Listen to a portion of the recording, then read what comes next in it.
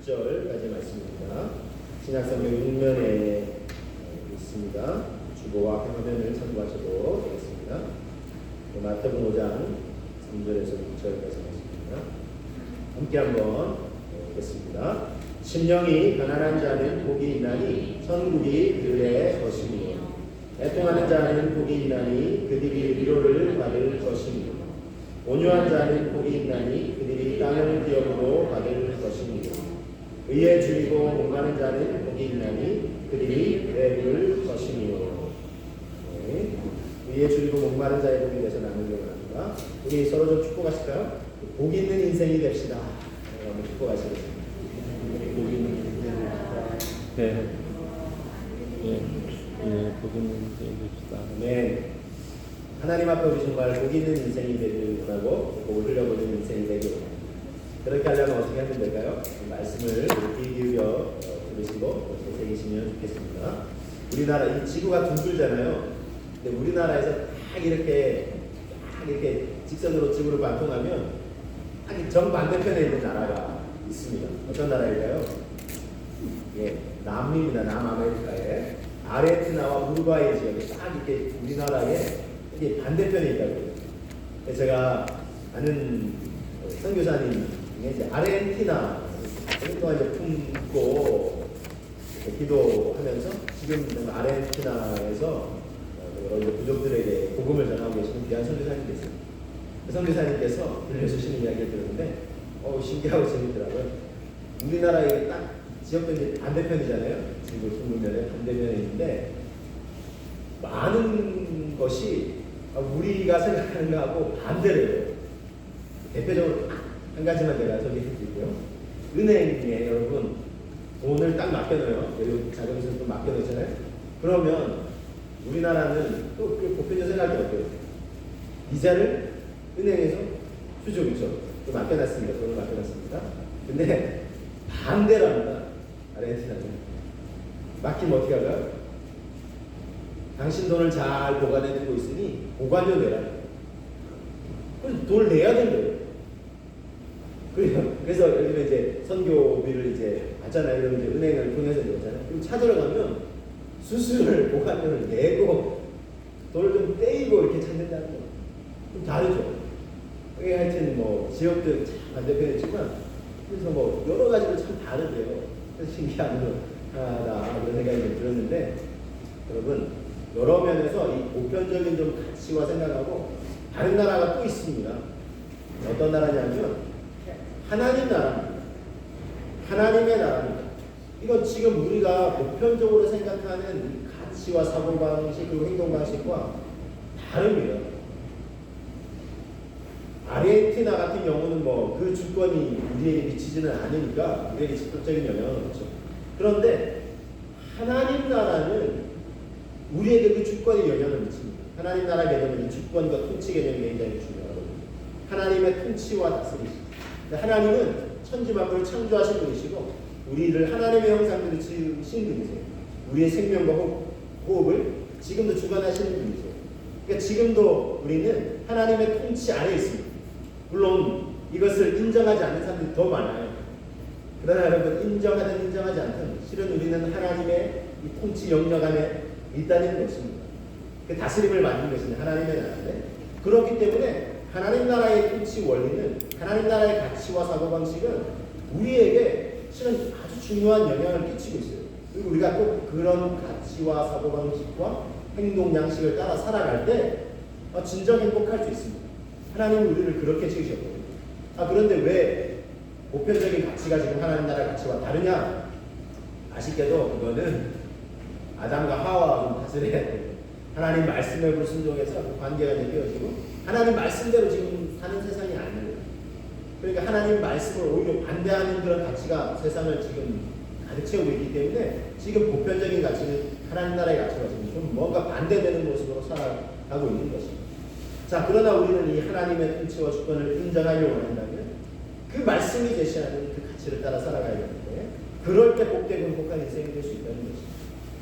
이 하나님 나라 이 복음, 예수님이 선언하신 8가지 복의 기준도 마찬가지입니다.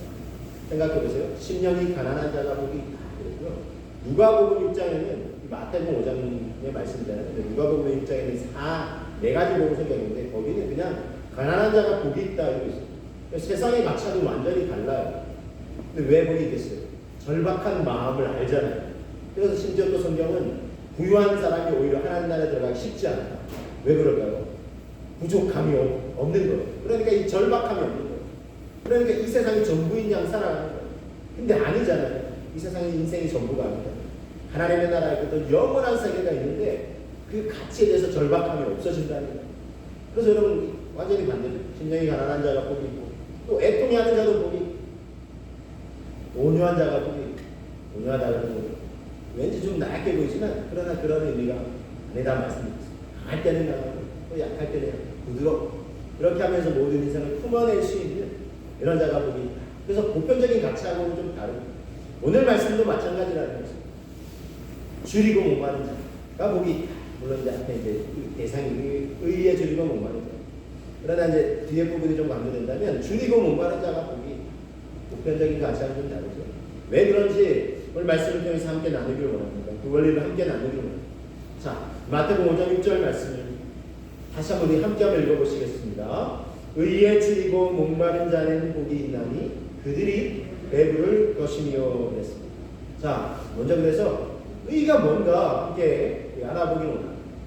의에 줄이고 목마르다는 얘기인데 의가 그럼 뭐냐를 정확하게 알아야 되겠죠? 그래서 성경이 말씀하고 있는 이 의의 의미에 대해서 함께 나누기를 원합니다. 여러 가지 의미가 있어요. 이 헬라어로 신약성경 주 원어인 헬라어로 디카이오시네라는 단어인데, 자 먼저는요 이 의미를 먼저 딱 떠올리기 쉬워요. 근데 이 의미도 포함하고 있습니다. 윤리적인 의미에서 의. 자 이거는 윤리 도덕적으로 흠이 없다라는 것입니다. 아 저 사람 참 존경할 만해, 의롭다 참 저 사람, 이런 표현을 쓸 때 이 의미도 포함되어 있습니다. 최근에 일본에서 한 한국인 청년을 추모하는 그런 뉴스를 이제 보았습니다. 김수현이라는 청년인데 벌써 20년 됐는데 유학생이었어요. 그런데 이제 이 지하철 위에 이제 딱 있다가 지하철 그 전철이 다니는 선로에 일본 사람이 이제 떨어져요. 근데 차 들어오는데 그 사람을 살리려고 자기가 뛰어내려서 그 사람을 구하고 자기는 그만 전철에 갇혀서 참 고귀한 생명을 잃게 됐는데, 지금도 일본 사람들은 이 사람을 의인이라고 칭하고 20년 동안 지금 추모하고 잊을 수가 없다. 다른 것도 좀 기억했으면 좋겠는데 다른 것도 까먹고 그게 좀 안타까우네. 어쨌든 의인이라고 할 때 그런 그게 저럴 수 있을까 싶어요. 윤리적인 의미가 참 귀하다, 무게하다 이런 의미도 담고 있고요. 이 의미만이 아닙니다. 종교적인 의미에서 의라고 할 때는 심판과 구원의 기준이 공의, 그래도 뭔가 의로운 사람이 구원받아야지 이렇게 생각을 하죠. 그런 의미도 사실 담고 있어요. 그래서 마태복음 5장 20절에는 주님이 이런 말씀을 하고 있어요. 내가 너에게 이르노니 너희 의가 서기관과 바리새인들보다 낫지 않으면 결단코 하나님 나라에 들어가지 못하리라. 이렇게 선언하기도 했어요. 그러면 구원받으려면 뭐 의로운 행위가 필요하냐? 이건 이제 뒤에 제가 좀 더 풀어서 설명드리겠습니다. 자, 이걸 종합하면 종합적인 의미는 이런 의미가 있어요. 하나님과 올바른 관계입니다. 자, 그런데 또 그 관계에서 나오는 삶의 태도와 행동 양식, 이걸 성경에서는 라고 말씀한다는 것입니다. 그래서 이거는 우리가 믿음의 고백을 드리는 사람이 좀 알기 쉽게 표현하면 구원과 구원 이후의 삶을 다 아우르는 의가 두 가지 이제 종합적인 의미가 있습니다. 자, 그러면 하나님과 이 올바른 관계가 의와 구원이 되는 이유가 뭔지를 제가 좀 설명을 드리려고 합니다. 왜 하나님과 올바른 관계를 형성하는 게 의고 이게 또 구원과 연결이 되냐면, 자, 죄라는 용어에는 관계, 단절이라는 의미가 그 안에 내포되어 있습니다. 아담과 하와에게 선악과를 먹지 말라고 하셨죠? 먹는 날에는 반드시 죽게 될 것이라 주님이 말씀하셨어요. 자, 이제 막내가 있어요. 그래도 6살 됐는데 이제 자기 전에 특별히 이제 책 이렇게 읽어달라고 그래요. 그래서 이제 책을 읽어줍니다. 그래서 성경책을 아이들이 그림으로 된 성경책이 있어요. 아이들 읽어주는데 이제 그 천지를 창조하신 하나님 나오고 또 아담과 선악과 하나님 먹지 말라고 하셨다. 먹는 날에는 반드시 죽는다고 하셨다. 그러면서 그 다음 페이지로 넘어왔는데 아담과 하고 여전히 살아있는 거예요. 그렇죠? 그래서 그랬더니 이야기가 딱 이렇게 얘기하는 거예요. 안 죽고 살아있잖아요. 그렇죠? 아이의 시각에서는 죽는다 그랬는데 먹었는데 안 죽고 그 다음 페이지 보니까 살아있는 거예요. 그래서 이걸 좀 나름 이제 설명을 한다고 했는데 우리도 그렇게 생각하기 쉽다는 거예요. 죽는다고 해도 안 죽은 거 아니에요. 잘 생각해 보시면 죽었어요. 육체적인 의미에서도 죽었습니다. 물론 그 즉시 죽지 않았을 뿐이지. 그렇죠? 원래 영원하도록 영원히 살도록 지음받은 존재인데 그래서 이제 뭐 그때는 뭐 무드셀라 같은 경우는 969세도 살고 그랬죠? 근데 그 당시 한 평균 900세는 막 살고 했어요. 노아도 한 900세 살고 했는데 근데 그때는 왜 그렇게 살았는데 지금은 이렇게 못 사냐 하면은 생태계 환경이 완전히 바뀌어졌어요. 인간이 타락하고 나서 환경도 막 오염되고 하는 이기적인 방식으로 그렇게 하면서 생태 환경이 완전히 바뀌어요. 더군다나 그 분곡 이게 점이 되는 게 있어요. 뭘까요? 노아의 홍수 이후에는 완전히 생태 환경이 바뀌었어요. 그래서 그 이후에는 수명이 급격히 단축이 됩니다. 200세도 살고 150세 살고 120세 살다가 이제는 100세 살아야 장수한다. 뭐 이런 시대가 되고 있습니다. 자, 여러분 더 건강하시고 장수하시기를 주님의 이름으로 축복합니다. 하여튼 참 인생에게 안타깝죠. 그런데 더 중요한 의미가 있어요. 죽었다라고 할 때 육체적 죽음만이 아니라 더 중요한 의미가 있는데 그것은 영적인 죽음입니다. 이거는 하나님과의 관계가 단절돼요. 에덴 동산에서 마음껏 먹고 들이면서 하나님의 음성을 듣고 살던 그 충만한 하나님의 친밀함을 누리던 관계에서 관계가 단절돼요. 하나님의 음성도 이제 지금은 듣기 힘들고 그 충만한 교제를 잃어버렸어요. 그 관계의 단절을 다르게 표현하면 영적 죽음이다 이렇게 표현해요. 우리의 영이 하나님 앞에 지금 하나님이 아무리 말씀하셔도 지금 민감하게 반응해야 되는 반응입니다. 영적으로 죽은 상태다 이렇게 선언을 하고 있습니다. 신뢰관계가 깨질 때 하나님과 더 이상 친밀한 교제를 나누지 못하게 된 영적 죽음 상태에 이르렀다라고 하는 것입니다. 아담과 하와는 에덴 동산에서 안타깝지만 쫓겨났습니다. 죄 없으신 거룩하신 하나님과 함께 구할 수가 없게 됐습니다. 그래서 그동안 마음껏 먹을 수 있었던 과일 열매도 어떻게 돼요? 땀 흘리고 고생하는 수골등도 먹을 수 있게 되었고 여성 같은 경우는 해산의 고통을 겪게 되었습니다. 하나님의 관계 단절이처럼 큰 고통을 초래하게 된 것입니다. 그런데 하나님은 인간인 우리와의 관계 회복을 간절히 열망하고 있어요. 우리를 구원하고 다시 그 관계를 회복하기를 원하십니다. 가끔 이제 자녀와 손주들과 좀 관계가 회복됐으면 좋겠다. 라는 부모와 조부모가 있을 수 있습니다. 그렇죠? 그런데 관계 회복은 어떻습니까? 한쪽 편에서만 아니라 서로 쌍방이 원해야 되겠죠. 상호적인 관계입니다. 하나님과의 관계도 마찬가지라는 것입니다. 가수 그룹의 신화라는 그룹에 전진이라는 가수가 있어요. 얼마 전에 TV 한 프로그램에서 이렇게 나와서 엄마, 친엄마와 사실은 30여 년간 떨어져 지내고 있어요. 그런데 이제 그 프로그램 PD와 작가들이 기획을 했던 거 엄마랑 통화를 하게끔 자기도 엄마를 너무 보고 싶었지만 용기가 나지 않아서 망설이고 있었는데 제작진이 그렇게 연결이 되겠습니다. 그랬더니 엄마랑 통화가 됐어요. 엄마가 이게 이제 본명이 아닙니다. 본명을 부르는 순간 이제 그 엄마의 목소리를 듣는 순간 펑펑 눈물을 쏟아냈다. 저도 사실은 잘 보지 못했는데 뉴스 기사에 소개가 된 적이 있었어요. 이건데 그러면서 자기 안에 응어리죠.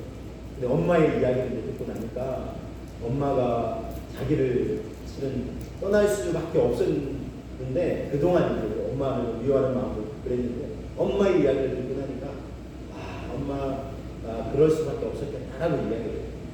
그러면서 통화뿐만 아니라 만나서도 이제 그죠. 앞으로도 더 좀 자주 보자 하면서 엄마하고도 오랫동안 묵었던 관계가 해소되고 이제 친밀한 관계를 열망하는 그런 모습을 보았습니다. 여러분 우리도 하나님과의 관계를 친밀한 관계가 되도록 열망하는 마음이 있어야 하지 않겠습니까? 우리도 하나님과 관계를 친밀한 관계를 열망하는 것. 이것이 줄이고 목마르다는 것입니다. 자, 구원은 그래서 이 관계 회복과 굉장히 친밀한 관계가 있고, 자, 줄이고 목마르다는 의미를 함께 살펴보도록 합니다. 줄이다는 것은요, 헬라 헤이논 테스라는 단어인데 이런 의미가 있습니다. 먹을 것을 찾아서 생명을 걸다는 거예요. 그냥 아이 좀 배고프네, 뭐 먹을 게 없네, 이 정도가 아니라 이거 안 먹으면 죽는 거예요 지금. 그래서 생명을 걸고 지금 먹을 걸 찾는 그런 의미예요. 또 목마르다는 의미는 이런 의미였습니다. 목말라 죽어가는 자가 한 방울 물을 애걸하다는 것이죠. 마치 사막에 지금 떨어져서 헤매이는물 없으면 죽을 것 같은 그런 심령으로 물을 찾는 것. 이게 목마르다는 거죠. 그처럼 강렬히 열망한다는 거예요. 시편 41편 1절 말씀에는 하나님이여 사슴이 시냇 물을 찾기에 갈급함 같이 내 영혼이 누구를요? 주님을 찾기에 갈급합니다. 사슴이 목말라서 견딜 수가 없는 거예요. 그래서 주님을 찾는 거예요. 간절함이 담겨있죠. 시편 63편 1절에는 이렇게 말씀합니다. 같이 한번 고백해 보겠습니다. 하나님이여 주님 나의 하나님이시라. 내가 간절히 주를 찾되 물이 없어 마르고 황폐한 땅에서 내 영혼이 주를 갈망하며 내 육체가 주를 악모하나이다. 그랬어요. 사막에 지금 황폐한 땅에 떨어져 있는 거 예를 들면 그렇게 들려요. 그럼 어때요? 목이 마르잖아요. 그러니까 이 메마른 인생 광야에서 이 목마름을 해결시켜 주시고 주님을 간절히 찾습니다. 이런 절박함으로 찾는 것을 줄이고 목마르다 이렇게 말씀하고 있습니다. 그만큼 생명과 구원을 열망하는 것입니다. 이것도 간절하게 말합니다. 자, 그리고 중요한 것은 줄이고 목마름에는 대상이 있다는 겁니다. 오늘 말씀에는 의가 그 대상입니다. 그렇죠? 단지 육체의 줄임과 목마름만이 아니라는 것입니다. 우리가 잘 아시는 오병이어의 기적이 있습니다. 수천 명이 장정만 5천 명이다 그러는데 이스라엘 그 당시에는 20세 이상의 남자 성인만 개수를 했어요. 근데 우리도 말씀을 보지만 여성들이 더 많이 따랐고 또 낮 시간 되니까 어린아이들도 많이 했어요. 왜냐면 어린아이 한 소년이 드린 보리떡 5개, 물고기 2마리로 예수님이 축복기도 하시고 남자 장정만 5천 명이 넘는 사람. 그러니까 여성 어린아이들이 많았습니다. 한 2만여 명 정도 될 것이다. 이렇게 주장을 해요. 수많은 사람들이 예수님을 따랐어요. 예수님이 그들의 어떤 육체적인 필요도 공급해 주셨어요. 그런데 그것만이 아니에요. 단지 예수님이 그들의 육체적인 필요만 공급해 주신 것이 아니라는 것입니다. 이게 예수님의 이 행적, 기적, 이적 이런 것들이 복음서에 다 소개되어 있죠. 사복음서에 소개되어 있는데 그런데 모든 예수님의 행하신 기적 또는 이거를 이제 구원자로서의 사인이다 하는 걸 이적이라고 표현하는데 모든 이적들이 다 기록되어 있는 게 아니에요. 똑같이 복음서에.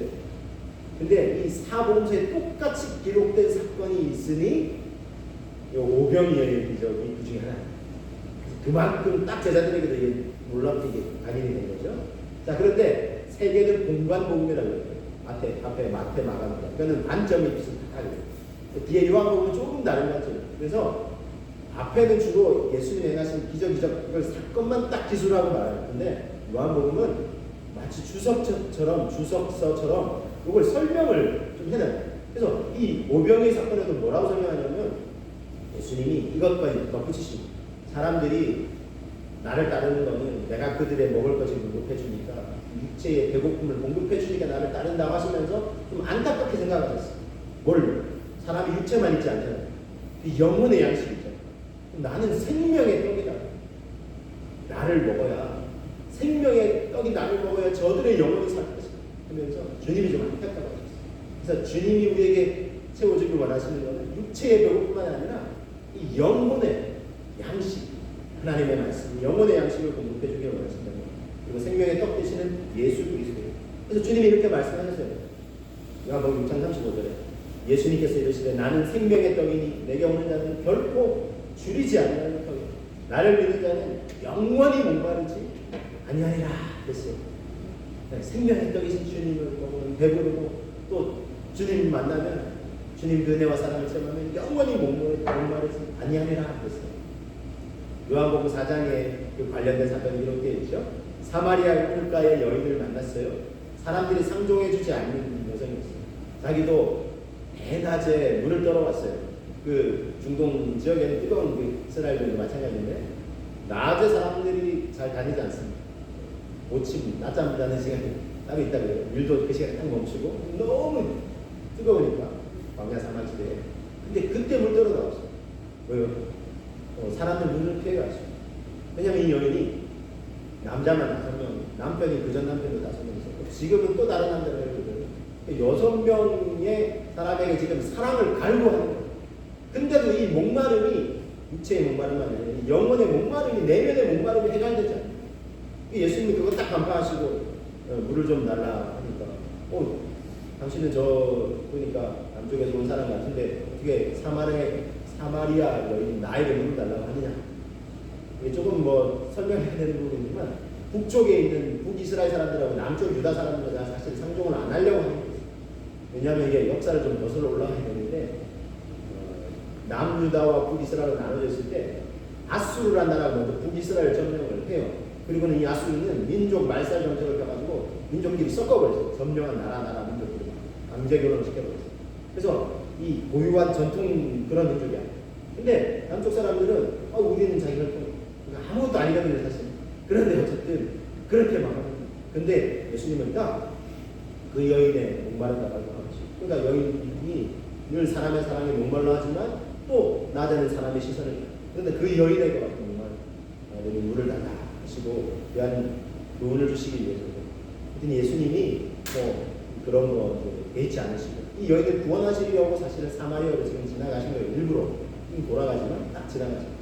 그러면서 예수님께서 이 물을, 여인이 지금 떨려는 이 물, 야곱의 물에서 뜨는 이 물을 마시는 자는 다시 목마르지만 내가 주는 이 물을 마시는 자는 영원히 목마르잖아요.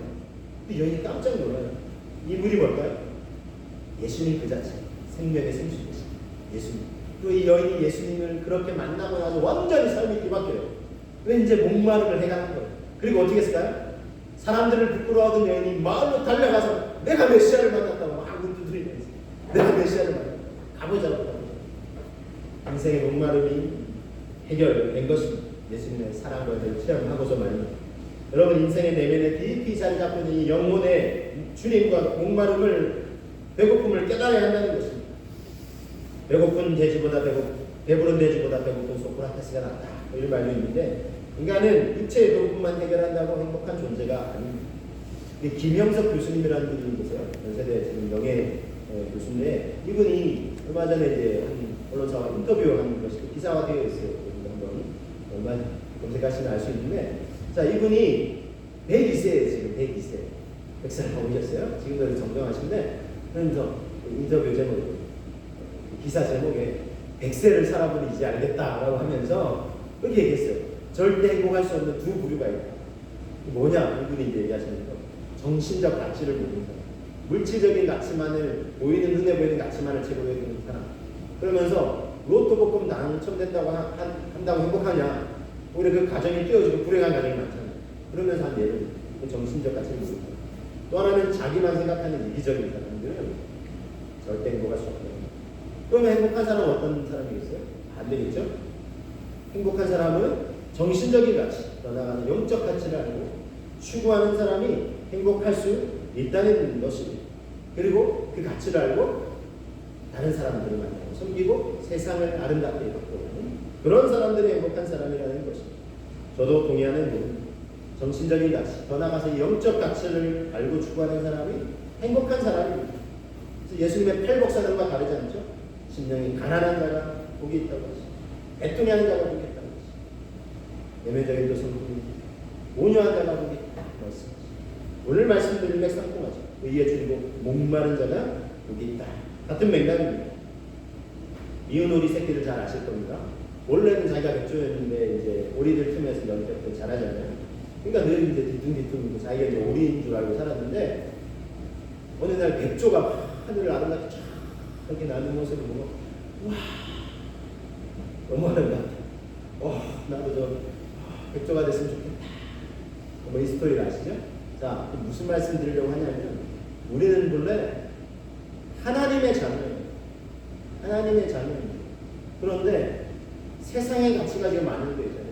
그 가치 속에서 살아가면서 세상 속에 살아가면서 우리가 본래 하나님의 자녀 이거조차 정체성조차 잊어버린 채 살아갈 수 있다는 것입니다. 그래서 우리는 절대 이 세상 속에 살면서 세상 가치에만 만족하면서 살 수 있는 존재가 아니라 더 귀하고 더 높고 고귀한 아름다운 가치를 우리는 추구하면서 살아갈 때 행복할 수 있는 존재라는 것입니다. 그리고 주님 말씀하셨듯이 너희는 먼저 그의 나라와 그의 의를 구하라. 그래야면 너희에게 필요한 모든 것들을 너희에게 더하시리라 말씀하셨습니다. 이게 이제 요한계시록 3장 17절에도 7개 교회를 향해 말씀하셨는데 라오디게아 교회를 향해서 주님이 안타까우시고 책망하셨어요. 너는 풍족하여 이 세상의 것으로 가득해서 부족한 것이 조금도 없다 하지만 실상 너는 네가 비참하고 불쌍하고 가난하고 눈이 멀고 벌거벗은 것을 지금 알지 못한다. 안타까워하셨어요. 요즘 예를 들면 교실로 따지면 세상의 가치가 교회도 막 만연해 있는 건물 팍 세우고 화려하고 많은 수를 잘하고 그게 전부가 아니라는 거죠. 네가 왜 헐벗은 것을 너의 내면과 너의 그 영적인 면에서 이게 헐벗고 가난한 것을 왜 모르느냐 주님이 안타까이 말씀하셨어요. 여러분 지금 이 시대는요 우리가 얼마나 사실은 가난하고 헐벗고 있는지를 깨달아야 한다는 것입니다. 지금 유럽 사회 보세요. 하나님 나와 예배도 안 드리면서 뭐 자기들이 뭐 역사 전통만 있으면 나는 그리스도인 말도 안 되는 얘기를 하는 하나님 얼마나 안타까우시겠어요. 지금 유럽 사회들이 코로나 바이러스 때문에 얼마나 지금 영국 총리도 그렇죠. 얼마 전에 절망을 느낀다. 변이 바이러스도 발견되고 지금 얼마나 인생이 이렇게 빈곤하냐. 작은 바이러스 하나에 어떻게 할 수 있는 우리는 좀 나을까요? 우리나라는 좀 낫죠. 유럽에 비하면. 그렇지만 여러분 우리도 매한가지라는 것이죠. 우리도 바이러스에 지금 얼마나 눈에 육의 눈에 보이지도 않는 이 바이러스 때문에 얼마나 지금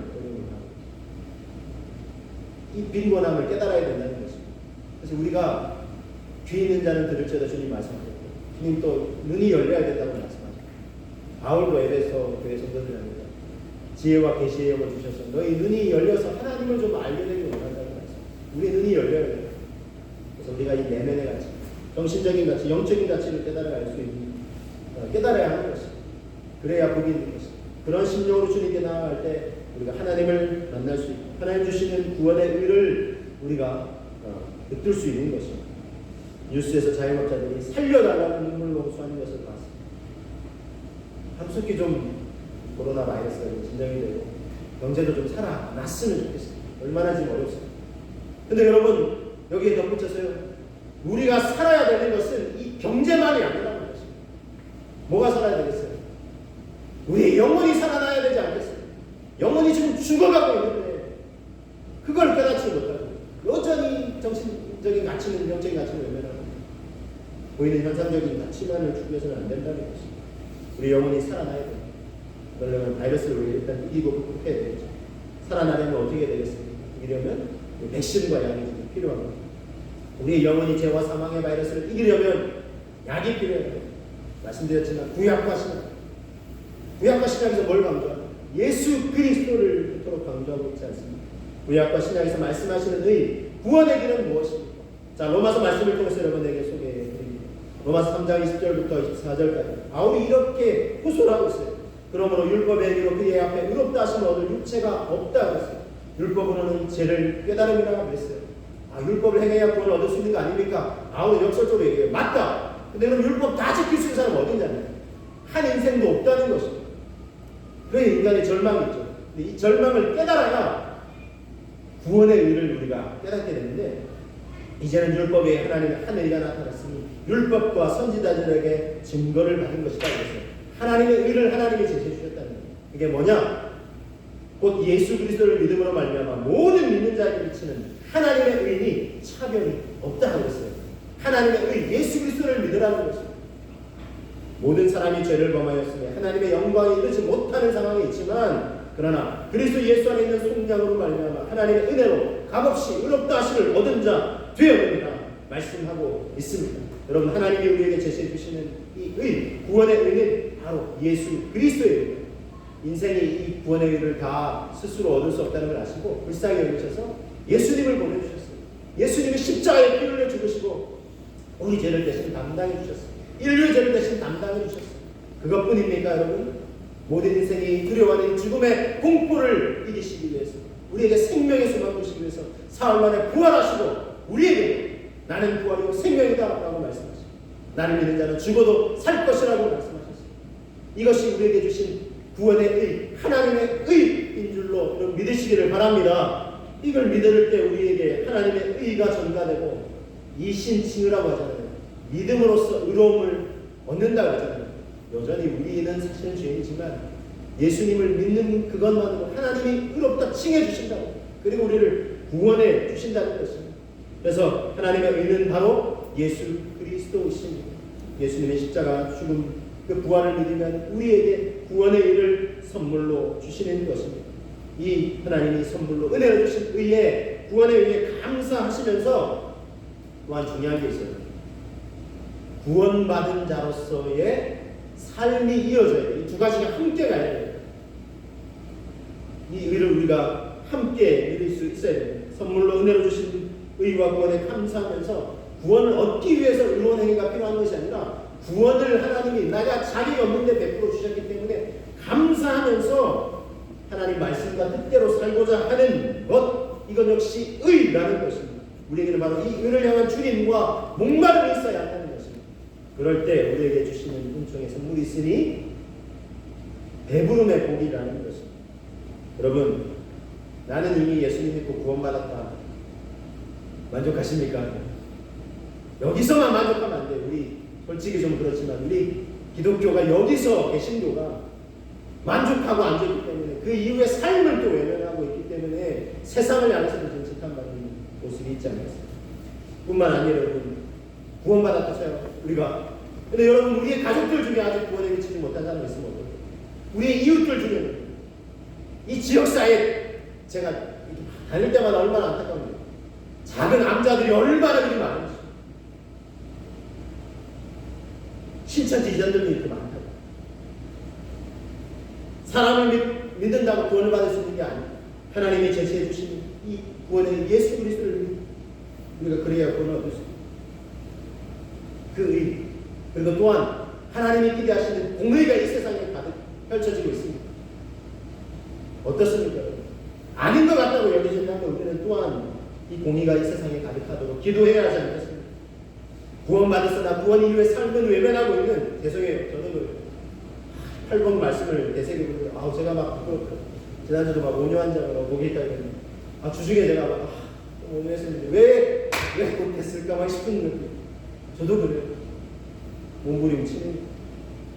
어쨌든 우리가 이 로마서 8장에는요, 이 만물들도요, 식물들도 지금 막 구원을, 이 마지막에 영광스러운 구원의 때를 막 갈망하고 있죠. 여러분 이제 뉴스 통해서 아시죠? 반려견도 고양이도 개도 지금 코로나에 지금 확진됐다고. 근데 이게 그러니까 온 세상이 지금 신음하고 있어요. 왜요? 사람이 사실은 잘못한 거예요. 그렇죠? 사람이 막 잘 보존하고 관리하라고 창세기 1장에서 딱